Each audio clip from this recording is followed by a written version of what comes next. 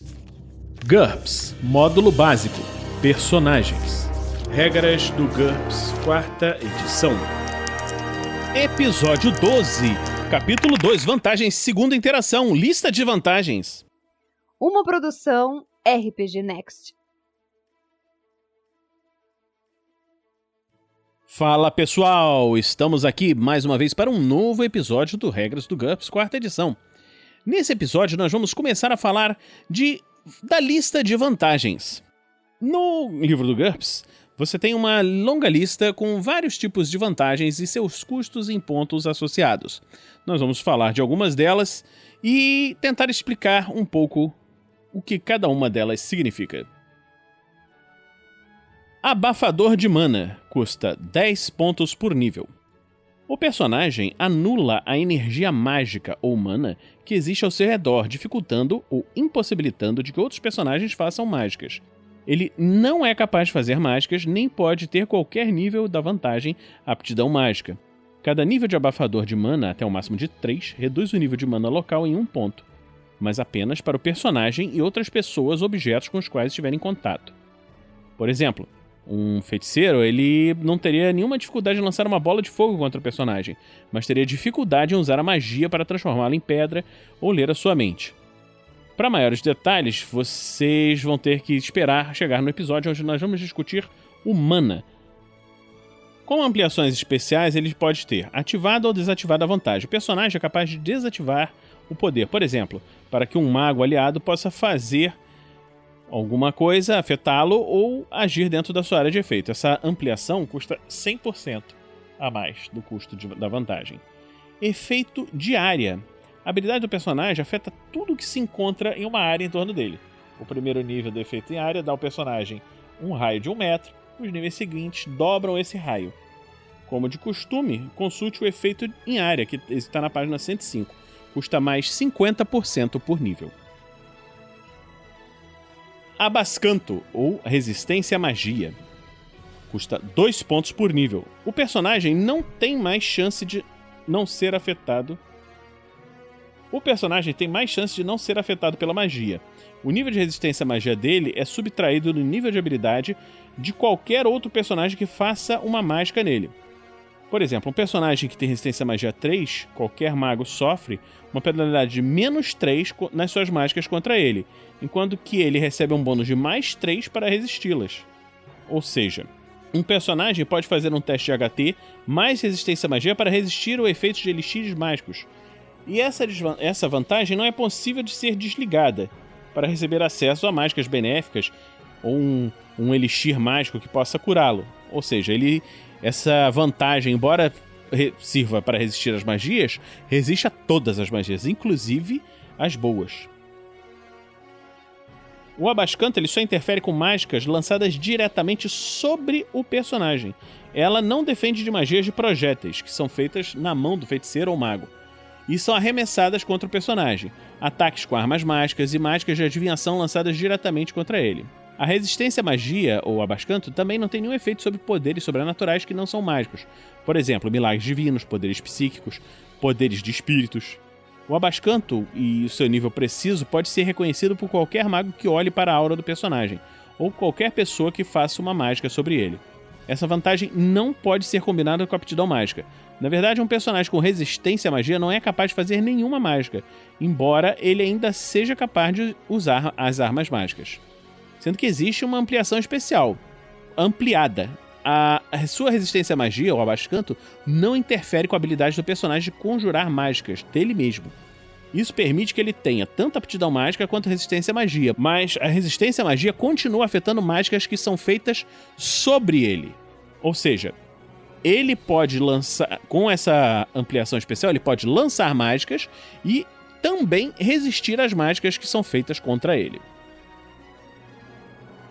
Mais uma vantagem, abençoado, custa 10 pontos ou mais. O personagem está sintonizado com um deus, senhor demoníaco, um espírito, poder cósmico, etc. E essa bênção pode assumir diversas formas, mas em todos os casos o personagem perderá essa vantagem se não conseguir agir de acordo com as regras e valores da entidade que o abençoar. Não significa que o personagem tenha que ser bom, ou leal, ou honesto. Isso aí vai depender de quem o está abençoando. E ela está em dependência de níveis. Ele pode ser abençoado, pura e simplesmente. Ele, de vez em quando, recebe a sabedoria da entidade que o abençoa. Por exemplo, após se concentrar numa meditação, oração, etc., por pelo menos 1 hora, ele pode receber uma visão, presságio sobre eventos futuros. Os detalhes de como isso funciona deve ser estabelecido junto com o mestre. Por exemplo, o que o livro dá, né? Um personagem que está ligado ao deus do fogo pode exigir que o personagem fique olhando fixamente para as chamas durante 1 hora. Um personagem monge pode exigir que seja feita uma meditação. E o mestre vai fazer secretamente um teste contra o IQ do personagem para ver se ele recebe alguma informação útil. No entanto, o ritual é extenuante e no final dessa hora, o personagem perde 10 pontos de fadiga. Como benefício secundário, os seguidores da entidade recebem um status especial, Como benefício secundário, os seguidores percebem um status especial no personagem, que dá um bônus de reação de +1 na presença deles. Um personagem pode ser também muito abençoado. Ele funciona da mesma maneira que no nível anterior, mas o teste de IQ para interpretar as visões recebe um bônus de +5 e o bônus de reação dos seguidores é de +2. Isso daí custa 20 pontos. Feitos heróicos dentro dessa vantagem abençoada. A bênção concede ao personagem a habilidade de realizar um feito heróico. Uma vez a cada sessão de jogo, ele pode adicionar um dado ST, DX, HT, outras características como deslocamento, ficam a critério do mestre. E o jogador deve especificar a característica que será aprimorada no momento em que compra a vantagem. O bônus dura 3D segundos, e depois dos quais a habilidade do personagem volta ao normal e ele fica sujeito a todas as penalidades acumuladas durante o momento heróico. Por exemplo, se a benção aumentar o número de pontos de vida do personagem e ele for reduzido a -5 vezes o ponto de vida inicial, mas não a -5 pontos de vida inicial abençoado, o personagem morrerá quando os pontos de vida adicionais sumirem, a menos que receba algum tipo de cura antes. Isso daí é uma vantagem de mais 10 pontos. E o mestre pode estipular algumas outras bênçãos adicionais. Adaptabilidade cultural, 10 ou 20 pontos. O personagem vai estar familiarizado com uma grande variedade de culturas. Quando ele interage com elas, ele nunca sofre a penalidade de -3 devido ao desconhecimento cultural descrito na seção de cultura, que nós falamos em outros episódios anteriores. Essa é uma habilidade cinematográfica, e o custo depende do nível de familiaridade do personagem. A adaptabilidade cultural, simples, é o personagem que está familiarizado com todas as culturas de sua própria raça. Isso custa 10 pontos.